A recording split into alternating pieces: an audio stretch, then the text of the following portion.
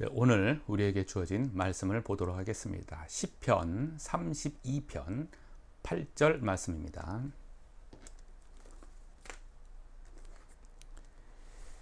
시편 32편 8절 한 절입니다. 다 같이 한번 합심해서 읽도록 하죠. 시편 32편 8절 말씀 다 같이요. 다시 시작. 내가 내 갈 길을 가르쳐 보이고 너를 주목하여 훈계하리로다. 아멘. 내가 내 갈 길을 가르쳐 보이고 너를 주목하여 훈계하리로다. 정말 멋진 말씀이죠. 정말 위로가 되고 힘이 되고 용기가 되는 그런 말씀입니다. 이 말씀을 제가 청년 때에 신앙 훈련 받으면서 이 말씀을 접했고 너무 나한테는 간절했고 소중했던 그런 말씀이었기에 암송을 하고 수백 번, 수천 번 암송하며 되뇌이며 주장하며 기도하고 기도했던 그런 말씀 중에 하나입니다. 참 저에게 위로가 되고 힘과 용기가 되었던 오랫동안 그렇게 했던 말씀입니다. 저에게만 그렇게 했어요. 많은 사람들이 붙잡고 기도했던 말씀 중에 하나였다. 그렇게 봅니다. 이 구절은 정말 진로 문제에 있어서 기도하는 모든 이들에게 위로가 되는 그러한 말씀이었죠. 그래서 오늘 제목을 우리의 진로에 대해서, 우리의 앞길에 대해서, 나아가야 될 그 길에 대해서라고 하는 제목으로 삼아봤습니다. 진로에 대한 고민이 있을 때 이 말씀 붙잡고 기도하면 참 위로와 힘과 용기를 얻게 된다. 그런 내용이죠. 특별히 제가 이제 이 말씀을 처음 접하고 기도하고 간절하게 좀 사용했을 때가 제가 이제 고등학교를 졸업하고 대학을 가기 위해서 재수할 때 얼마나 간절하겠어요. 재수생 입장에서.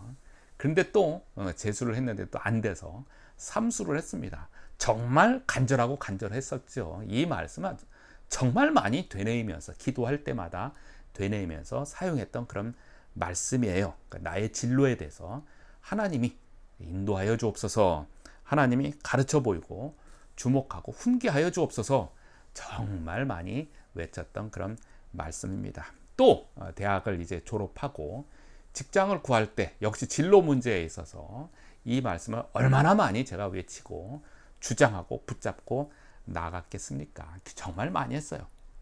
자, 직장을 이제 구했습니다. 이제 이 말씀 이제 끝일까요? 물론 직장을 구하고 제가 직장 생활 중에서는 이제 생존 문제에 달려 있기 때문에 생존 경쟁이죠.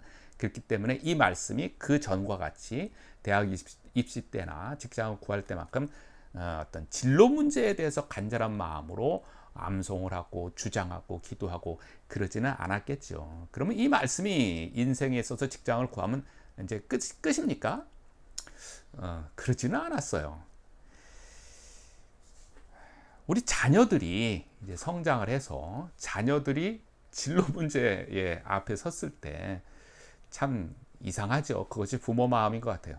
저보다도 더 제가 제 자신을 위해서 기도했을 때보다도 더 간절한 마음으로 이 말씀을 붙잡고 하나님, 주님이 저의 갈 길뿐만 아니라 이제 우리의 자녀들의 갈 길도 가르쳐 보이시고 주목하시고 훈계하여 주옵소서. 주님의 손길로 훈계하여 주옵소서. 그런 마음으로 또 간절히 붙잡고 기도하게 되었습니다.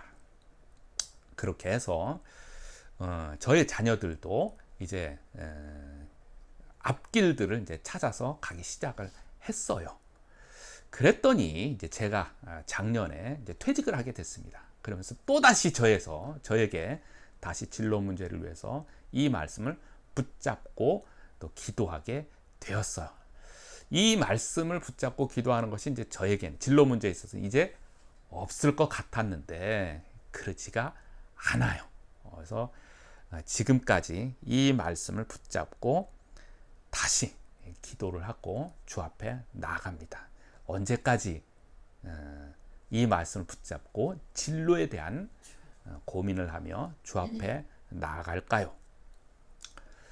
그저께인가요? 텔레비전 무슨 프로를 잠깐 보다가 어느 프로를 보니까 딱 100세 되신 어느 노인분과 그의 아내가 95세 되신 분, 두 부부가 생일 잔치를 하는 장면이 나왔어요. 그래서 많은 자녀들이 와서 축하하고 뭐 감사의 인사도 하고 뭐 절도 하고 뭐 이런저런 행사를 많이 했어요. 또 손자 증손주까지 있었죠. 그들이 나와서 재롱잔치하고 그런데 정작 이 100세 또 95세 되신 이 노인 부부가 즐거워하고 기뻐했던 일은 자식들이 나와서 막 춤출 때였어요. 자식들이 나와서 개다리 추고 막 춤추니까 부모들이 좋아하시더라고요. 그걸 보면서 물론 한 주간 제가 이 말씀 가지고 이제 설교를 준비하는 가운데 있었겠지만 그 프로를 잠깐 보면서 저 노인분들은 진로에 대한 고민을 아마 이제는 안 할 수도 있겠다라는 생각도 했어요. 물론 자식의 진로를 위해서 또 역시 동일한 기도를 할 수는 있겠지만 물론 그들이 기독교인인지는 몰라요. 그냥 텔레비전 일반 방송이었기 때문에 그런 생각을 잠깐 하게 됐어요. 100세가 되면 이런 고민을 안 할 수 있지 않을까? 그런데 역시 이제 자녀의 진로의 고민은 곧 나의 고민이기도 하고 해서 아마 평생을 이 하나님의 말씀을 붙잡고 진로에 대한 기도를 하지 않을까 그런 생각을 하게 됐습니다. 여러분들은 어떻습니까? 어떤 진로에 대한 고민을 하고 계십니까? 또 진로에 대한 고민과 기도를 할 때 무슨 말씀을 붙잡고 하고 계십니까? 오늘 말씀 참 힘이 되며 용기가 되며 능력이 됩니다. 오늘 시편 32편 8절 말씀을 통하여서 좀 더 구체적으로 어떤 말씀의 의미가 담겨져 있는지 살펴보도록 하겠습니다. 크게 두 가지를 보려고 합니다. 진로에 대한 고민, 진로에 대해서 이 말씀을 붙잡고 나아갈 때에 오늘 본문의 말씀 시편 32편은 우리에게 경건함을 유지해야 한다라고 하는 말씀과 또 기쁨의 삶을 유지해야 한다라고 하는 크게 두 가지의 교훈을 우리에게 던져주고 있습니다. 먼저 경건의 삶을 유지하고 있어야 진로에 대한 하나님의 응답과 하나님의 손길이 강하게 임한다라고 하는 내용이죠. 시편 32편은 시편이 이제 150개가 있잖아요. 150개를 주제별로 이렇게 이제 분류를 봤어요. 그렇게 분류를 해봤을 때 32편은 회개에 대한 시, 참회에 대한 시라고 하는 분류로 이렇게 구분이 됩니다. 감사 또는 참회에 대한 시로 이렇게 구분이 돼요. 이제 그러한 시의 구체적인 내용 1절 2절을 살펴보면 시편 32편 1절 2절을 살펴보면 다음과 같은 내용이 나오죠. 제가 읽어볼게요. 허물과 사함을 받고 자신의 죄가 가려진 자는 복이 있도다. 그렇죠? 허물에 사함을 받은 자, 용서함을 받은 자, 그래서 자신의 죄가 가려진 자는 복이 있도다. 마음에 간사함이 없고 하나님께 정죄를 당하지 아니하는 자는 복이 있도다. 예. 복을 일단 선언을 했어요. 하나님께 나아가는 자, 즉 사함을, 용서함을 받고 죄에 대해서 용서함을 받는 자는 복이 있다라고 하는 선언에서부터 우리가 하나님께 나아가기를 구하고 하나님께 나아가기 위해서는 반드시 하나님께 반드시 나아가야 되죠. 하나님께 반드시 나아가기 위해서는 죄 문제가 우선적으로 해결되어야 한다라고 하는 것이죠. 죄가 있으면 하나님께 나아가지 못하게 만들고 또는 죄가 있으면 오히려 하나님의 낯빛을 피해서 숨게 되는 것이 죄의 속성이지 않겠습니까? 우리가 쉽게 떠오르는 것이 창세기에서 그 말씀을 보게 되지요. 아담과 하와가 사탄, 뱀의 꾀임을 빠져서 하나님의 말씀을 어겼을 때에 하나님의 부르심에 숨게 되는 그런 장면을 보게 됩니다. 그래서 죄를 짓게 되면 하나님께 나아가는 것에 방해를 받게 됩니다. 그래서 이제 은근히 하나님께 나아가는 것 대신에 내 자신이 해결하면 돼 라고 하는 사고방식이 들어가게 되죠.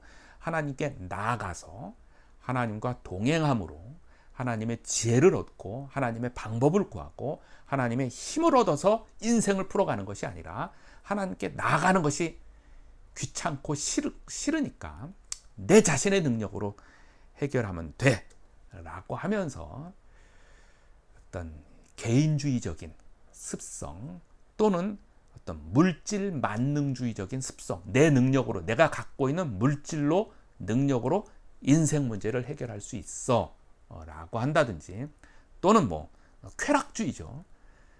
즐거움은 그만이야. 너가 즐겁게 생각했어? 너가 결정했어? 그러면 그게 정답이야. 뭐 이런 방식으로 인생을 해결해 가려고 하는 일들이 비일비재해요. 너무 많아요.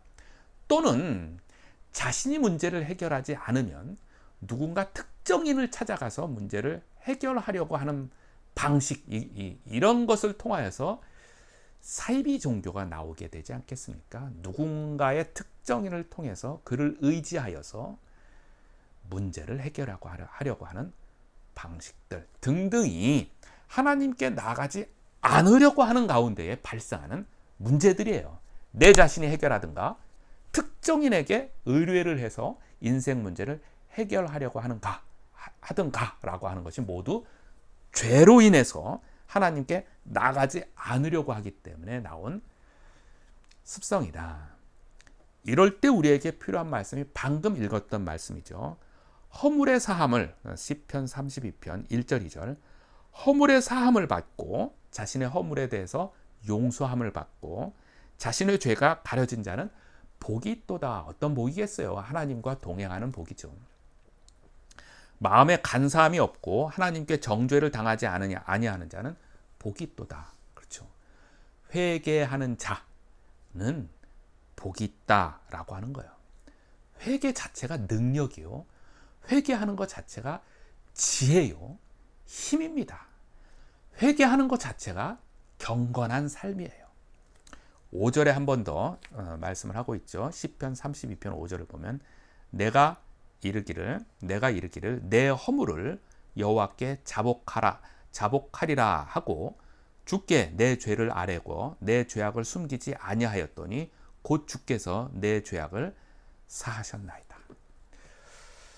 너무 간단해요. 사실상 이론은 하나님께 회개하고 용서를 구하면 자비하신 하나님께서 그것을 용서해 주신다예요.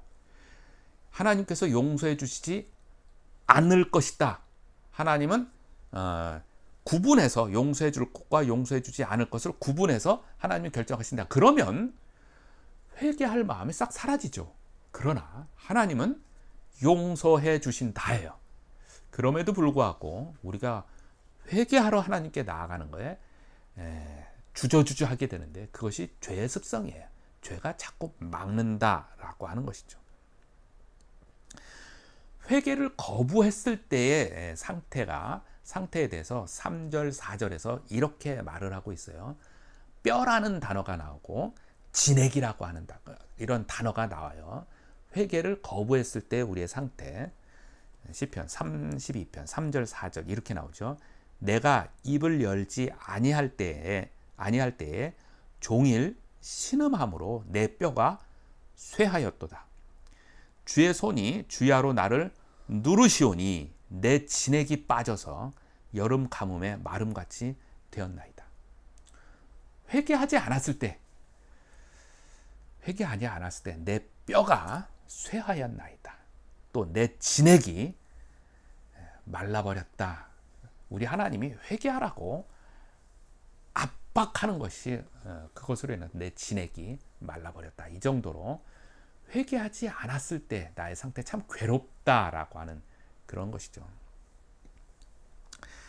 그래서 6절에서는 이렇게 이야기를 합니다. 32편 6절에서 이로 말미암아 모든 경건한 자는 주를 만날 기회를 얻어서 주께 기도할지라 진실로 홍수가 범람할지라도 그에게 미치지 못하리라. 회개하는 자에게는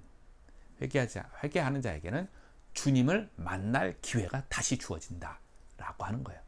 그래서 경건에 속할 수 있다. 그래서 회개는 경건과 연결되는 그러한 단어입니다.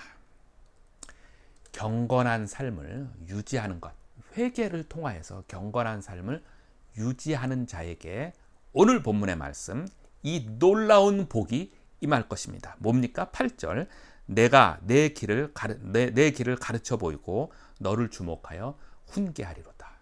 우리의 인생길 주님이 주목하고 계시며 주님이 그 길을 보여주시며 인도하시며 함께 하십니다. 그래서 우리의 진로 문제에 대해서 해결할 수 있습니다. 에요. 경건을 유지해 가는 것. 이것이 매우 중요한 것이죠. 두 번째, 경건을 유지하고 또 하나는 이제 기쁨을 유지해 가는 것입니다. 기쁨을 유지해 가는 것. 우리가 잘 아는 성경 말씀, 항상 기뻐하라. 그런 말씀이 있죠. 항상 기뻐할 수 있습니다. 예, 주님 안에서. 오늘 본문의 말씀도 그와 같이 얘기를 하고 있어요. 11절에 보면 우리 항상의 기쁨의 삶을 유지해 가는데 이렇게 이야기하고 있죠. 11절에 보면 너의 의인들아 여호와를 기뻐하며 즐거워할지어다. 마음이 정직한 너희들아 다 즐거이 외칠지어다. 여호와를 기뻐하라. 여호와를 즐거워하라. 그 다음 시편 33편에서 계속해서 이것을 받아서 이야기를 해주고 있습니다. 너의 의인들아 여호와를 즐거워하라. 찬송은 정직한 자들이 마땅히 할 바로다. 수금으로 여호와께 감사하고 열줄 비파로 찬송할지어다. 새 노래로 그를 노래하며 즐거운 소리로 아름답게 연주할지어다. 여호와를 기뻐하라. 어떻게 하는 겁니까? 찬송하며 찬양하며 감사하며, 감사하는 행위, 또 여호와를 기뻐하는 행위죠. 또 새 노래로 노래를 하며, 새 노래가 어떤 의미가 있어요? 새 노래는 하나님을 찬송하는 노래, 구원의 노래를 말하는 거예요. 새로 작곡한 노래, 새로 작곡한 노래도 있을 수 있지만 근본적으로 새 노래라고 하는 단어의 의미는 하나님을 찬양하는 노래를 말하고 하나님의 손길을 찬양하는 노래예요. 하나님의 손길 뭐예요? 구원의 노래를 말하는 것이 새 노래입니다. 이렇게 할 때에 여호와를 기뻐하라 라고 하는 행위가 되는 것입니다. 여호와를 기뻐하라 라고 했을 때에 저는 시편 37편 4절 말씀을 떠오르게 됩니다. 시편 37편 4절 말씀을 보면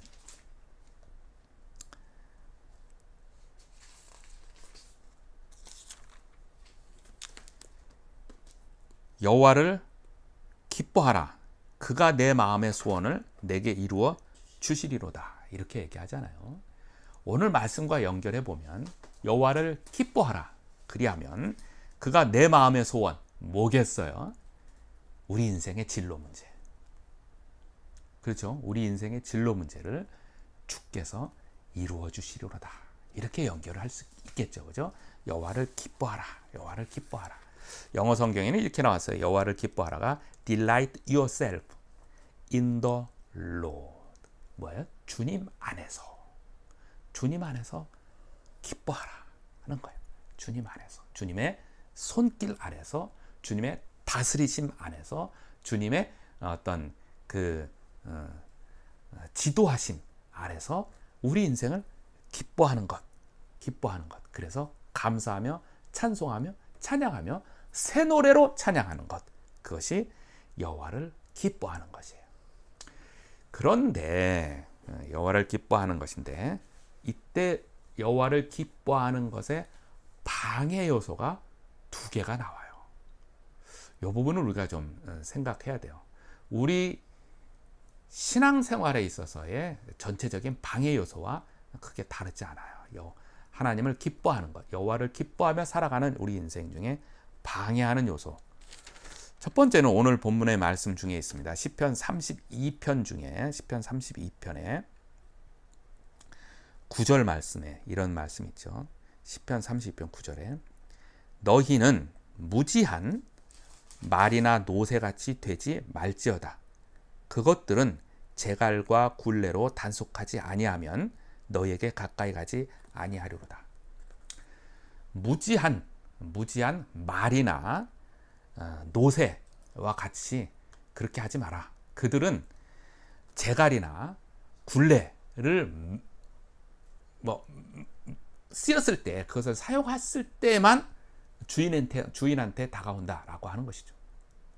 무슨 말이냐 하면, 예를 든 거잖아요. 무슨 말이냐 하면, 죄로 인해서 고집 피우지 마라 라고 하는 거예요. 고집 피우지 마라. 우리가 살다 보면은 회개해야 될 때가 나오죠. 나와요. 분명히 알아요. 어느 정도 신앙생활을 하게 되면, 이건 내가 하나님께 잘못한 것이다 라고 하는 것을 직감하게 돼요. 알게 돼요. 회개해야 될 때가 있는 줄 알면서도 불구하고 회개하지 않으려고 하는 것, 이것이 고집이에요. 이것을 성경 용어로는 완악하다라고 이야기하죠. 완악함에서 벗어나야 돼요. 완악함이란 고집스럽게 악한 짓을 하는 거예요. 회개해야 될 줄 알아요. 모르면 누군가가 지도하고 가르쳤을 때야, 그렇구나, 내가 잘못했구나 라고 빨리 회개하면 돼요. 근데 회개해야 될 줄 알면서도 고집을 피우면서 회개하지 아니하는 것, 이것이 고집이에요. 이것이 우리의 신앙생활, 여호와를 기뻐하라 라고 하는 것에 방해를 주게 됩니다. 우리 하나님은 왕이시며, 우리 하나님은 창조주이시며, 우리 하나님은 나를 다스리시는 자이시죠. 왕 중에 왕이십니다. 그 하나님 앞에 우리는 피조물이지 않겠습니까? 그래서 우리는 늘 하나님 앞에 이런 용어를 사용해야 되는데, 하나님 앞에 항복합니다 라고 하는 자세가 있어야 돼요. 요즘에 듣는 찬송 중에 이런 찬송이 있어요. I surrender 라고 하는 찬송이 있어요. I surrender. 뭐예요? 나는 항복합니다 라고 하는 그러한 제목의 찬송이죠. 하나님께 나아갈 때에 회개해야 될 때가 되면 고집 피우지 말고 하나님 앞에, 전능하신 우리 하나님 앞에 항복합니다. 두 손 들고 항복합니다 라고 하는 자세로 빨리 나아가야 돼요. 빨리 속히 나아가야 돼요. 그래야 여호와를 기뻐하라 라고 하는 말씀이 살아나게 됩니다. 그래야 우리의 진로에 대한 고민, 우리의 진로에 대한 기도 제목이 응답되어집니다. 두 번째는 우리가 여호와를 기뻐하라 라고 하는 것의 방해 요소는 37편, 시편 37편 앞절에 나와요. 37편 1절을 보면 이렇게 나오죠. 악을 행하는 자들 때문에 불평하지 말며 불의를 행하는 자들을 시기하지 말지어다. 한마디로 뭐예요? 악인의 형통함이, 악인이 잘 나가는 것을 보고 우리 속이 쓰려지고, 우리 속이 뒤집어지고, 우리 생각이 혼동되어지는 것, 그 문제를 이야기하고 있어요. 시편 73편 3절에서는 분명하게 악인의 형통함이라고 하는 용어가 나와요. 악인의 형통함으로 인해서 우리가 하나님을 기뻐하는 것, 여호와를 기뻐하는 것이 흔들려서는 안 된다라고 하는 거예요. 근데 결코 쉽지만은 않죠. 우리 주변에 악한 사람이 있어요. 악한 사람은 멸망해야 되는데 안 그래요. 악한 사람이 더 잘 나가요. 거꾸로 같은 말이죠. 의인이 있어요. 정말 성실하게 하나님 잘 믿고 따라가는 의인인데, 의인이 형통해야 되는데 의인이 멸망해요. 이런 것을 보고 막 속쓰리고 화가 나고 막 그래서 하나님을 향해서 불평불만하고 하게 되고, 이것이 하나님을 기뻐하는 것, 여호와를 기뻐하는 것에 방해를 주게 됩니다. 우리는 어떻게 그러한 상황을 이해를 해야 할까요? 성경의 저자들은 이런 상황에서 어떤 마음으로 마음의 평정함을 갖고 신앙을 유지하며 살았을까요? 성경의 저자들은 이와 같은 마음을 가졌습니다. 어떻게 해요? 악인은 바람에 나는 겨와 같도다. 악인의 결말은, 우리 눈에 당장 악인이 형통하게 보이지만 악인의 결말은 바람에 나는 겨와 같도다. 이 믿음이 있어야만 악인의 형통함을 바라보고도 여호와를 기뻐할 수 있습니다. 이러한 방해 요소를 잘 다스려야만 기쁨을 유지할 수가 있고, 그래야만 역시 오늘 본문의 말씀, 내가 너의 갈 길을 가르쳐 보이고 너를 주목하여 훈계하리로다 라고 하는 말씀이 살아서 꿈틀거리며 우리 인생 가운데 임할 수 있게 됩니다. 오늘 말씀을 정리해 보겠습니다. 우리 인생 살다 보면 진로에 대한 고민, 진로에 대한 기도 제목을 갖게 되죠.